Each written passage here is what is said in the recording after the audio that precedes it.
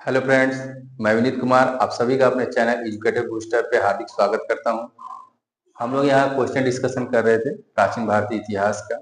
उसी क्लास को हम लोग आगे बढ़ा रहे हैं। पिछले वीडियोस आप लोग जरूर देखे होंगे, ठीक है ना।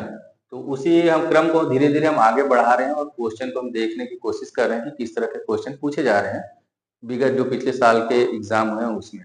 और क्वेश्चन जो है सिर्फ इसी परीक्षा के लिए आपके लिए इम्पोर्टेंट नहीं है, कोई भी एग्जाम आप दे रहे होंगे इस तरह के क्वेश्चन आपको परीक्षा में जरूर दिखे। ठीक है, तो हम लोग आगे बढ़ते हैं अपने क्वेश्चन डिस्कशन की ओर।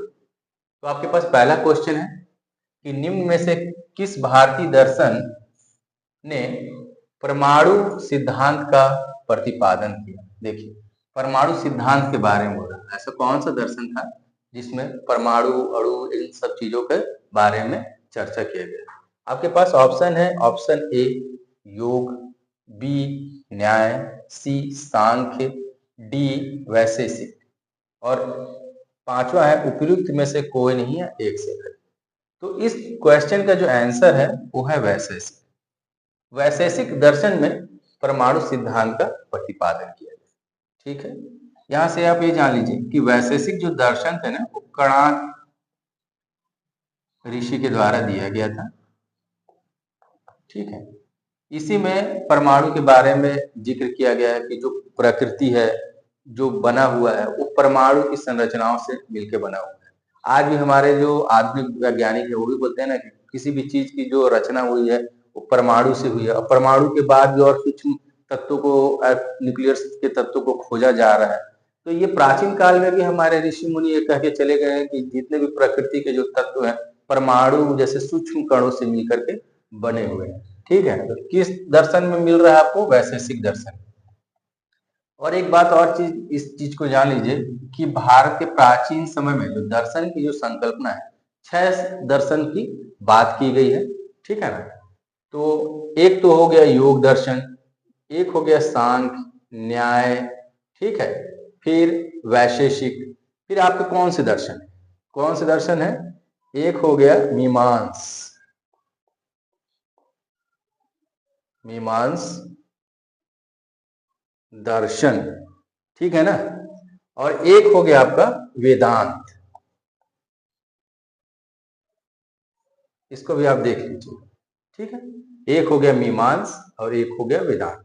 कुल 6 दर्शन की बात हमारे यहाँ प्राचीन ग्रंथों में की गई है। तो कभी कभी एक छोटा सा क्वेश्चन ये भी बन जाता है कि दर्शन कितने हैं? तो कितने हैं? 6। ठीक है, दर्शन की संख्या 6 है। 6 का नाम याद रख लीजिएगा। एक योग हो गया, एक न्याय हो गया, एक सांख्य हो गया, एक वैशेषिक, एक मीमांसा, एक वेदांत। ठीक है, अगला क्वेश्चन देखते हैं। क्वेश्चन नंबर 2, ब्राह्मी लिपि को सर्वप्रथम किसने पढ़ा? ठीक है, देखिए ब्राह्मी लिपि तो आपको पता ही है, ये अशोक मतलब कि अपने स्तंभ लेखों शिलालेखों उसमें मतलब कि लिखवाया करते थे। उनकी भाषा प्राकृत हुआ करती थी, लेकिन लिपि ब्राह्मी, खरोष्टी, अरामाइक है। अशोक ने अपने शिलालेख में, अशोक के जो शिलालेख मिलते हैं, शिलालेख जो मिलते हैं उसमें आपको क्या क्या मिल रहा है? देखिएगा, इसमें एक आपको ब्राह्मी लिपि मिलती है, ब्राह्मी लिपि, फिर खरोष्टी लिपि भी मिलती है, खरोष्टी लिपि। ठीक, और तीसरा कौन सा मिलता है? अरामाइक, अरामाइक लिपि। ठीक है, तो जो भारतीय क्षेत्र है ना वहां पर जो अशोक के जो शिलालेख मिले हैं उसमें ब्राह्मी लिपि से लिखा हुआ मिला है। अब पाकिस्तान और थोड़ा सा अफगानिस्तान के जो एरिया में है वो खरोष्टी, और उससे उत्तर थोड़ा और आगे चले जाइएगा ईरान ईरान की तरफ तो अरामाइक लिपि। तो जो भारतीय जो क्षेत्र है इंडिया, इंडिया वाला जो रीजन है उसमें आपको ब्राह्मी लिपि दिखाई पड़ेगी। ठीक है ना। तो ब्राह्मी लिपि को सर्वप्रथम किसने पढ़ा? ए कनिंघम, ए एच दानी, व्हीलर और जेम्स प्रिंसेस। तो इसका आंसर है डी, जेम्स प्रिंसेस ने सबसे पहले ब्राह्मी लिपि को पढ़ा था। ठीक, 1837 कभी आ जाएगा, 1837 के आसपास। इन्होंने पढ़ा था, ये विद्वान थे और इन्होंने ही सबसे पहले ब्राह्मी लिपि को पढ़ने का कार्य किया। ठीक है, आगे बढ़ते हैं अपने नेक्स्ट क्वेश्चन की ओर। अगला क्वेश्चन देखते हैं, क्वेश्चन नंबर 3 है आपके पास। देखिए, कालिदास के कुमार संभवम में किस पौराणिक चरित्र के जन्म की कहानी है? देखिए, किसके बारे में पूछा? ये जो बुक है, कालिदास की एक बुक है कुमार संभवम, वो किस पे आधारित है, किसके जन्म के बारे में पूछा गया है? पहला ऑप्शन ये है सनत कुमार, बी कार्तिकेय, सी प्रद्युम्न या डी अभिमन्यु। तो देखिए, इसका जो आंसर है वो है बी कार्तिकेय।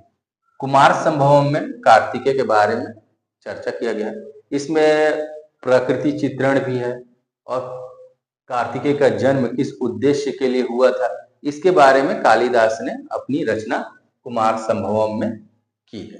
ठीक है, और प्रद्युम्न तो आपको पता है कृष्ण जी के पुत्र हैं। महाभारत जब आपने देखा होगा तभी पता चल गया होगा आपको। अभिमन्यु क्या है? ये अर्जुन का पुत्र है। महाभारत सीरियल तो खूब प्रसिद्ध हुआ था, आपको पता है, ठीक है ना, बी.आर. चोपड़ा जी की। तो इसमें तो ये सब पात्र उस समय आपको पता ही चल गए होंगे। ठीक है ना। अगला क्वेश्चन देखते हैं, क्वेश्चन नंबर 4। कल्हड़ की जो पुस्तक का नाम क्या है? ठीक है, इन्होंने कौन सी पुस्तक की रचना की? ए अर्थशास्त्र, बी इंडिका, सी पुराण या डी राजतरंग। ठीक है, 4 बुक का नाम दे दिया गया है। पूछ रहा कि कल्हड़ ने किस बुक की रचना की थी? तो कल्हड़ ने राजतरंगिणी की रचना की थी। ठीक है, यानी कल्हड़ की राजतरंगिणी है। और राजतरंगिणी में क्या है? इसमें कश्मीर के इतिहास का वर्णन मिलता है। यहाँ लिख, कश्मीर के इतिहास का वर्णन है, इसमें इतिहास का वर्णन है। ठीक है, उस समय राजा हुआ करते थे उस क्षेत्र के जयसिंह, उन्हीं के शासन काल में ये रहा करते थे कल्हड़, और उन्होंने इसकी रचना की थी। जयसिंह राजा थे उस समय।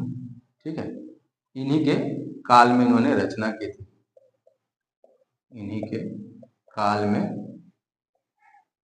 रचना हुई। कश्मीर के बारे में जानने का सबसे अच्छा स्रोत है कल्हड़ की राजतरंग। ये बहुत ही ज्यादा इंपॉर्टेंट है, कई बार परीक्षा में इसका रिपीटेशन बहुत देखा गया है। कोई भी एग्जाम होगा आपको एक ठोक मिल जाएगी, राजतरंगिणी बुक किसने लिखी, ऑप्शन दे देगा, या कल्हड़ ने कौन सी बुक लिखी थी, राजतरंगिणी। ठीक है, और अर्थशास्त्र को तो आप जानते हैं, ये किसका है? चाणक्य का है। अर्थशास्त्र की बुक चाणक्य ने लिखी थी। इंडिका किसने लिखी थी? मेगास्थनीज ने, मेगास्थनीज ने। तो ये इन बुकों को भी आप याद रखिएगा, ये भी कई बार ऑब्जेक्टिव में बन के आ जाता है कि मेगास्थनीज के बुक का नाम क्या था। ठीक है, या इंडिका नामक बुक किसने लिखी। फिर अर्थशास्त्र ने चाणक्य लिखा था, इसके बारे में भी बहुत सारा मतलब कि आता है एग्जाम में। तो उन सब चीजों को आप यहीं पर अपने कॉपी में नोट डाउन कर लीजिए और पढ़ते चलिए आगे। ठीक है, अगला क्वेश्चन देखते हैं। अगला क्वेश्चन देखते हैं, क्वेश्चन नंबर 5। देखिए, क्वेश्चन नंबर 5 आपके पास क्या है? सूची दिए हुए है। सूची 1 को सूची 2 से आपको मिलान करना है और उसके बाद अपने विकल्प को चुनना है। ठीक है, तो सूची 1 में क्या है? पुस्तक का नाम दिया हुआ है, और सूची 2 में क्या है? लेखक जिन्होंने ये बुक लिखी। तो देखिए, बृहत संहिता, मूषिका मसर, राजतरंगिणी, विक्रमांक देव चरित, ये 4 इधर दिए हुए हैं, 4 आपको मिलाना है। तो देखिए, बृहत संहिता जो लिखा हुआ है ना, वो है वराह मिहिर का, तो आप इसको ऐसे करके मिला दीजिए। और देखिए अपना ऑप्शन में ए का 4 कहाँ है?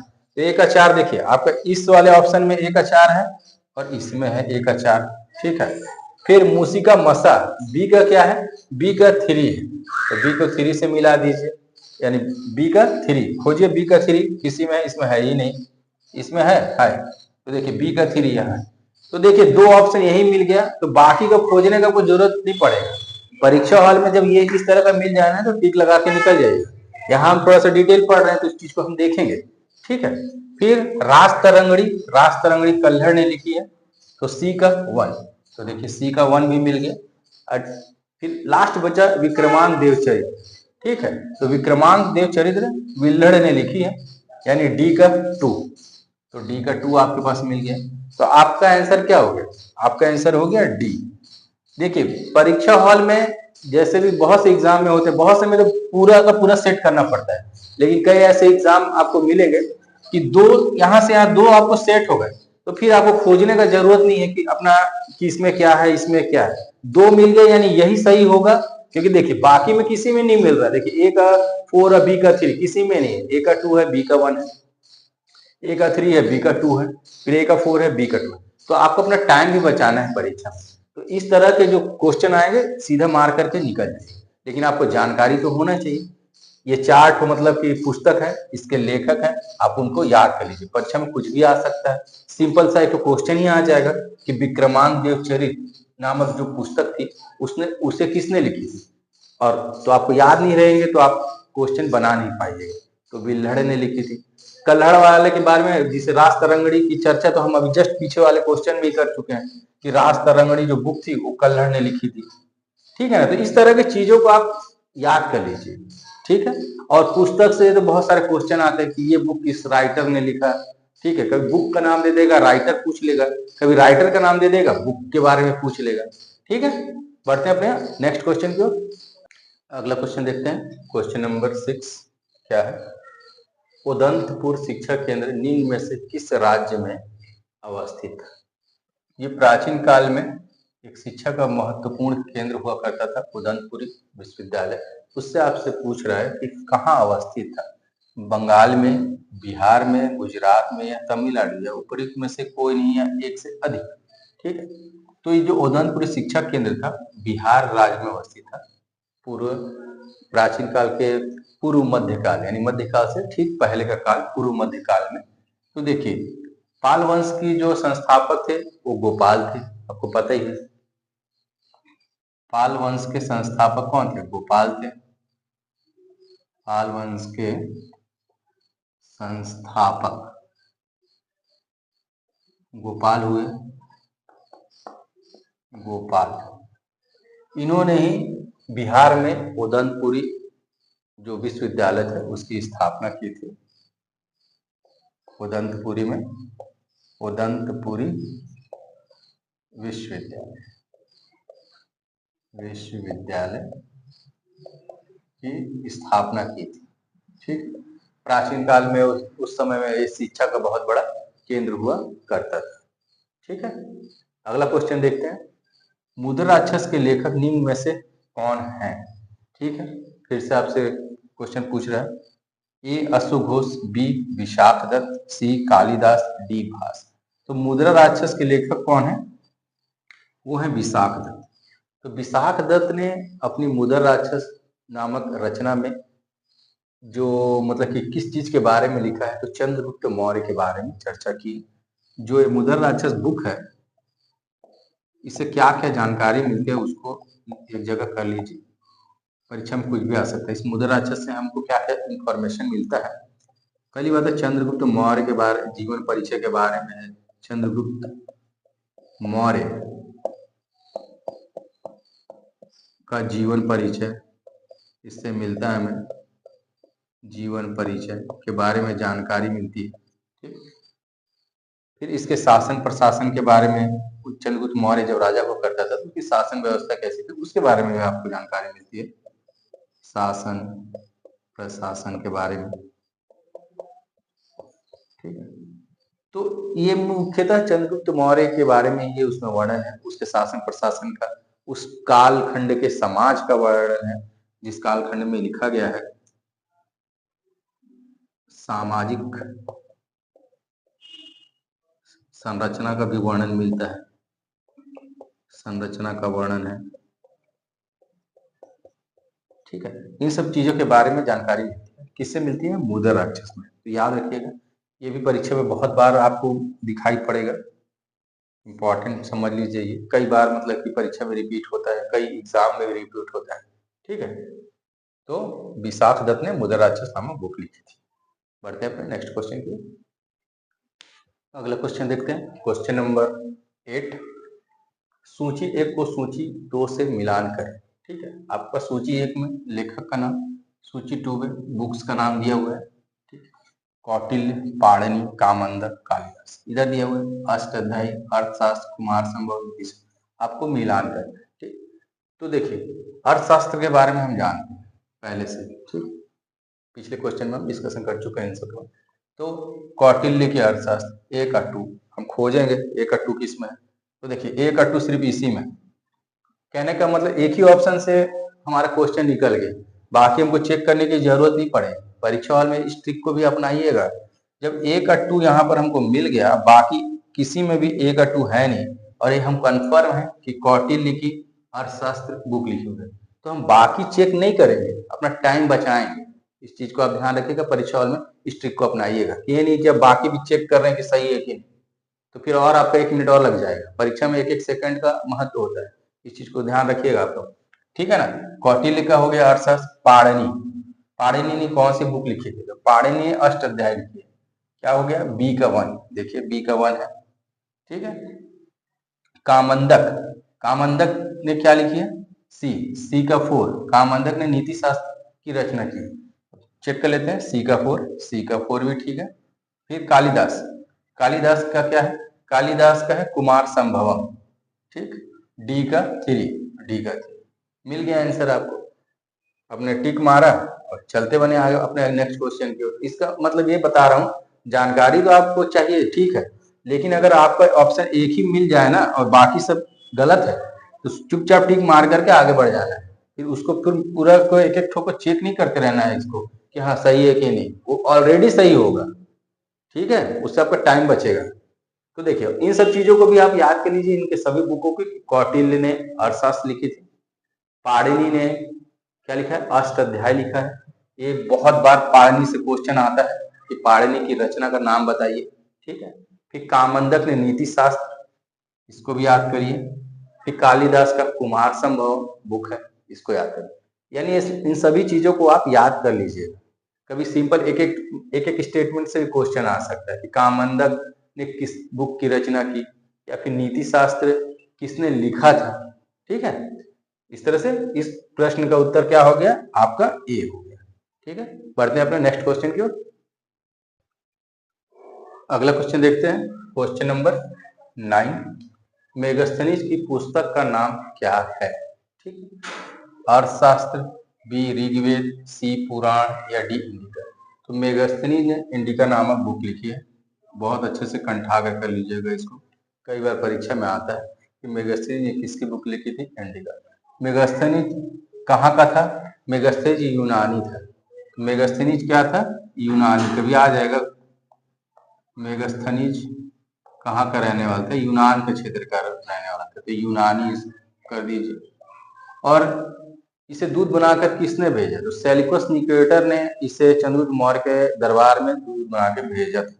किसने भेजा था, सेल्यूकस निकेटर ने दूत बनाकर भेजा। किसके दरबार में भेजा था, चंद्रगुप्त मौर्य के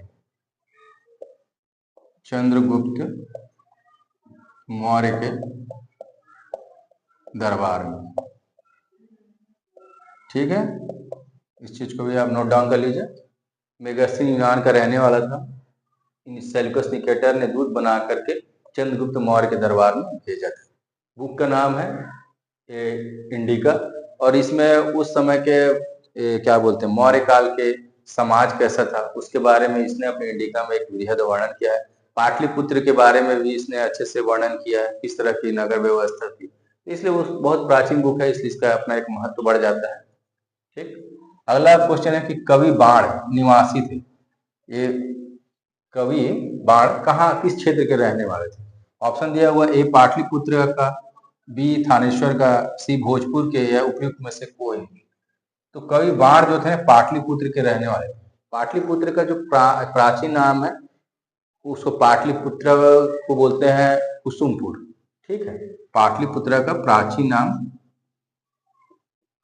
नाम कुसुमपुर भी है, कुसुमपुर। और वर्तमान में इसको पटना के नाम से तो जानते ही, कभी कभी प्रश्न आपसे परीक्षा में भी पूछ सकता है कि पटना का प्राचीन नाम क्या था। पटना का प्राचीन नाम कुसुमपुर, ठीक है, पाटलिपुत्र, ये सब नाम थे। तो कवि बाण ने पाटलिपुत्र की रचना की थी। जो बाण जो थे ना, हर्षवर्धन के दरबारी कवि थे, ठीक। जो बाण भट्ट जो थे, बाण भट्ट हर्षवर्धन के दरबारी कवि थे, हर्षवर्धन के दरबारी कवि थे, दरबारी कवि थे। इनकी एक महत्वपूर्ण इनकी बुक है कुछ, जैसे कादम्बरी, कादम्बरी, फिर हर्षचरित, हर्षचरित, अगला चंडी शतक। ये तीन इनका महत्वपूर्ण बुक है बाण भट्ट की। तो हर्षवर्धन के दरबारी कवि थे बाण भट्ट, ठीक। इनकी जो बुक है, बाण भट्ट की जो बुक है, ये तीन महत्वपूर्ण बुक है, कादम्बरी, हर्षचरित और चंडी शतक। कभी भी आपसे परीक्षा में पूछ सकता है। अब कादम्बरी के बारे में तो कई बार पूछा हुआ है, वेरी वेरी इंपॉर्टेंट है कि कादम्बरी की रचना किसने की थी। तो बाण भट्ट ने कादम्बरी की रचना की थी, तो इसको भी आप याद कर लीजिए, ठीक है। बढ़ते हैं अपने नेक्स्ट क्वेश्चन की ओर। अगला क्वेश्चन देखते हैं, क्वेश्चन नंबर 11। इनमें से किसने पहली बार यह व्याख्या की थी कि पृथ्वी अपनी धुरी पर घूमने पर प्रतिदिन वहां सूर्योदय और सूर्यास्त होता है। आपके पास ऑप्शन है, ए आर्यभट्ट, बी भास्कर, सी ब्रह्मगुप्त या डी वराहमिहिर, ठीक है। तो देखिए, इसका जो व्याख्या है सर्वप्रथम आर्यभट्ट ने किया था। ये आर्यभट्ट क्या थे, बहुत बड़े ज्योतिष शास्त्र के साथ होने के साथ साथ गणित के भी बहुत बड़े जानकार थे, ठीक है। तो यहाँ आर्यभट्ट के बारे में एक दो लाइन लिख लीजिए। आर्यभट्ट, ठीक, क्या थे भाई, ये ज्योतिष के ज्ञानी तो थे ही, साथ ही साथ ये क्या जानते थे, गणित के भी बहुत बड़े ज्ञाता थे, ठीक। इन दोनों विषयों पर इनका महारत हासिल था। इन्हें सबसे पहले बताया कि सूर्योदय और सूर्यास्त जो होता है वो अपने धुरी पर घूमने पर ही प्रतिदिन सूर्योदय और सूर्यास्त की परिघटना होती है। तो आर्यभट्ट ने बताया। इनका एक बुक प्रसिद्ध है आर्यभट्टिका, अपने इनके नाम पे ही है, आर्यभट्ट के नाम पे आर्यभट्टिका, भट्टिका नामक ये बुक लिखा था उन्होंने, ठीक है। तो आर्यभट्ट की बुक का नाम क्या है, आर्यभट्टिका। और ये विद्वान थे, ज्योतिष शास्त्र के बहुत बड़े विद्वान थे, गणित के बारे में अच्छी जानकारी थी इनके पास। और इनका जो जन्म हुआ था वो पाटलिपुत्र में हुआ था, पाटलिपुत्र में ही हुआ था इनका जन्म, आर्यभट्ट का। इतना इंफॉर्मेशन आपको याद रहना चाहिए आर्यभट्ट के बारे में। अब ये ब्रह्मगुप्त जो है, ब्रह्मगुप्त भी गणित के क्षेत्र में वो प्राचीन काल में बहुत बड़े ज्ञानी पुरुष थे। ब्रह्मगुप्त के सामने लिख लीजिए, गणित के ज्ञानी, गणित के ज्ञानी, ठीक। तो इसको भी आप याद कर लीजिए और इसको तो जरूर ही याद कर लीजिएगा, ठीक है। क्वेश्चन नंबर 12 देखते हैं, पृथ्वीराज रासो के लेखक कौन है, ठीक है। ये बुक का नाम हो गया पृथ्वीराज रासो, किसने लिखी थी। आपके पास ऑप्शन ए है कल्हड़, बी बिल्लड़, सी जैनक और डी चंद्रबरदाई। तो इस बुक के बारे में आप बहुत पहले से भी जान रहे होंगे कि पृथ्वीराज रासो की रचना जो है चंद्रबरदाई ने की, ठीक है। ये चंद्रबरदाई कौन थे भाई, तो ये जो चंद्रबरदाई थे, आपने एक चौहान वंशीय राजा का नाम सुना होगा, चौहान वंश के एक राजा थे, उनका नाम था पृथ्वीराज चौहान। तो उनको पृथ्वीराज तृतीय कहते हैं, ठीक। इन्हीं के दरबारी कवि हुआ करते थे चंद्रबरदाई, ठीक। और इन्होंने ही, इनकी प्रशंसा में चंद्रबरदाई ने पृथ्वीराज रासो की रचना की थी। आपने हिस्ट्री में आपने युद्ध सुना होगा, पृथ्वीराज चौहान की लड़ाई मोहम्मद गौरी से हुई, तो ये पृथ्वीराज तृतीय वही है, ठीक है। तो पहली बार में जब मोहम्मद गौरी के साथ युद्ध हुआ था तो पृथ्वीराज तृतीय की विजय हुई, लेकिन दूसरी बार जब युद्ध हुआ तो पृथ्वीराज की हार हुई थी, ठीक है। तो आप चंद्रबरदाई के बारे में ध्यान रखिएगा, इनका दरबारी कवि हैं, ठीक है। पृथ्वीराज तृतीय के दरबारी कवि थे चंद्रबरदाई, और इन्होंने ही पृथ्वीराज रासो की रचना की, ठीक है। बढ़ते हैं अपने नेक्स्ट क्वेश्चन की ओर। नेक्स्ट क्वेश्चन देखते हैं, क्वेश्चन नंबर 13। बुक का नाम दिया है आपके पास, स्वप्न वास्तवता के लेखक कौन, ठीक है। आपके पास ऑप्शन दिया हुआ है, ए कालिदास, बी भास, सी भभूति, या डी राजशेखर। तो स्वप्न वास्तवता के जो लेखक है ना वो भास, ठीक है। स्वप्न वास्तवता भास बहुत बड़े विद्वान थे अपने काल के, ठीक है, इसको याद रखिएगा। और आप कालिदास को जाने, कुमार संभव इन्होंने लिखा था, ठीक है। फिर अगला क्वेश्चन जो है आपके पास, क्वेश्चन नंबर 14। क्वेश्चन नंबर 14 क्या है, किराता अर्जुनी पुस्तक किसने लिखी, ठीक है। तो किराता अर्जुनी पुस्तक ऑप्शन ए है, ए भट्टी, बी शूद्रक, सी कालिदास, डी भारवी। इनमें से कोई नहीं है, एक से अधिक, ठीक है। तो देखिए आपके पास ऑप्शन दिया हुआ है, इन चार ऑप्शन में जो आपका आंसर है वो है भारवी। किराता अर्जुनी पुस्तक भारवी ने लिखी है।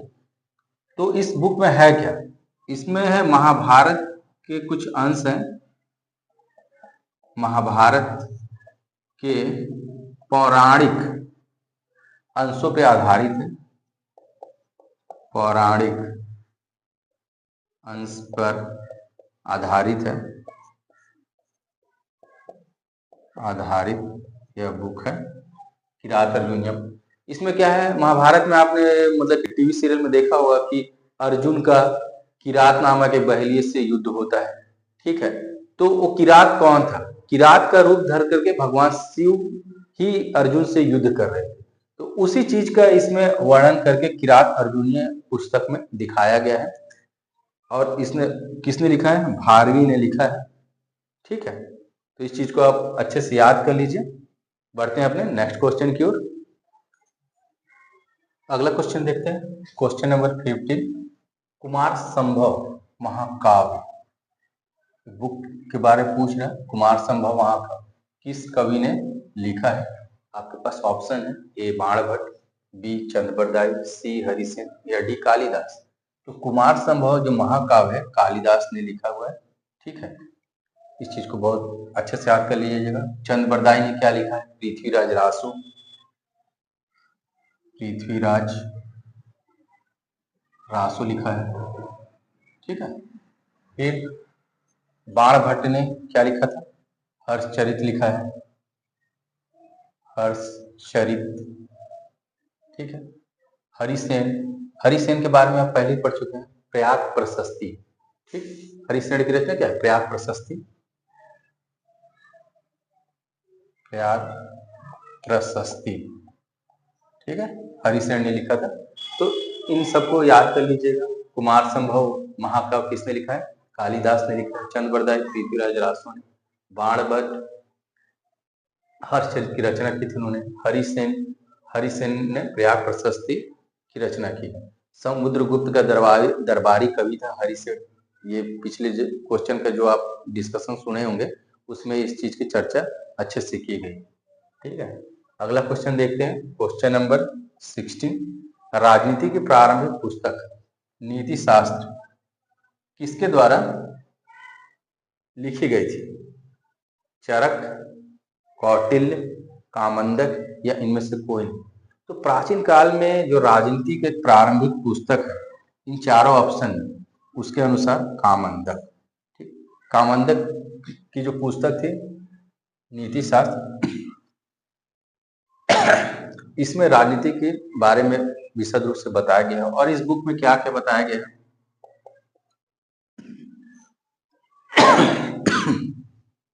युद्ध के बारे में, शांति, कूटनीति,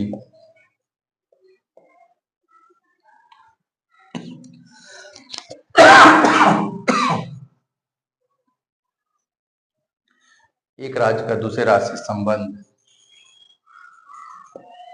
अंतर राज्यीय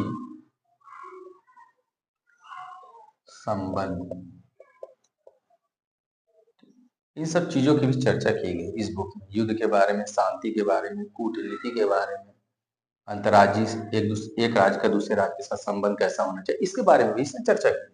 तो ठीक है, इसका आंसर क्या हो जाएगा? कामबंधक। बढ़ते हैं फिर नेक्स्ट क्वेश्चन की ओर। अगला क्वेश्चन देखते हैं, क्वेश्चन नंबर 17। सूची 1 का सूची 2 से मिलान करना है और उसके बाद अपना उत्तर चुनना है। सूची 1 में क्या हुआ है? कुछ लेखक के नाम है, विद्वानों के नाम है, चरक, ब्रह्मगुप्त, वराहमिहिर, विशाख। इधर उनके द्वारा मतलब किस क्षेत्र से वो जुड़े थे उसकी चर्चा है, किस क्षेत्र से इनका ताल्लुकात है, गणित, चिकित्सा, नाटककार या ज्योतिष, क्या थे वो? तो देखिए, जो चरक थे वो चिकित्सक थे। ए का 2 हो गया, तो खोजिए ए का 2 कहाँ है? तो देखिए ए का 2 हमको यहीं मिल गया। अब इसके बाद हमको परीक्षा हॉल में खोजने का कोई जरूरत नहीं। ए का जब 2 मिल गया तो हम टिक मार करके आगे बढ़ जाएंगे, हमारा समय बचेगा। लेकिन चूंकि यहाँ डिस्कशन हो रहा है तो हम थोड़ा और देखते हैं, ठीक है। ब्रह्मगुप्त किस क्षेत्र से जुड़े हुए थे? तो ये गणित से जुड़े हुए थे, तो बी का 1 हो गया। तो देखिए बी का 1 हो गया, ठीक है। फिर वराहमिहिर, वराहमिहिर क्या थे? ज्योतिष, ज्योतिष के बहुत बड़े जानकार थे वराहमिहिर, तो सी का 4 हो गया। फिर विशाख दत्त, विशाख दत्त क्या है? नाटककार है, तो देखिए ये हो गया डी का 3। तो देखिए सी का 4, तो सी का 4 हो गया।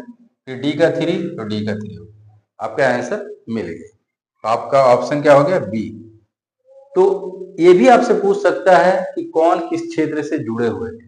तो क्वेश्चन का जो डिजाइन है, देखिए क्वेश्चन का देखने से क्या पता चलता है कि अच्छा ऐसे ऐसे क्वेश्चन आते हैं, उसी के अनुसार हमारा क्या होना चाहिए? प्रिपरेशन होना चाहिए। देखिए अब चरक से पूछ रहा है कि क्या है, ब्रह्मगुप्त से पूछ रहा है कि वो किस क्षेत्र से जुड़े हुए थे, फिर वराहमिहिर क्या करते थे, विशाख दत्त क्या करते थे, किस क्षेत्र से जुड़े थे। तो इन सब चीजों को आप इस तरह से देखिए, और देखने से क्या पता चलता है कि हाँ मतलब कि किस तरह से हमको अपनी तैयारी करनी चाहिए, अपना स्ट्रेटजी कैसा बनाना चाहिए, पढ़ते समय किन किन चीजों का ध्यान रखना चाहिए, ठीक है। और आज का क्लास हम यहीं पर खत्म करते हैं। हम अगले नेक्स्ट वीडियो में आगे इससे आगे की चर्चा होगी, ठीक है। और जिस आपको कुछ भी पूछना हो तो हमारे कमेंट बॉक्स पे आप कमेंट करते रहिए। नहीं होगा तो फिर हमारा एजुकेटर बूस्टर नाम से एक टेलीग्राम चैनल बना हुआ है, उस पर भी आप हमसे संपर्क कर सकते हैं। जो भी पूछना हो उसमें आप पूछ सकते हैं। और हमारा वीडियो अगर अच्छा लग रहा हो तो वीडियो को लाइक कीजिए और चैनल को अधिक से अधिक लोगों तक सब्सक्राइब करिए। Thank you very much.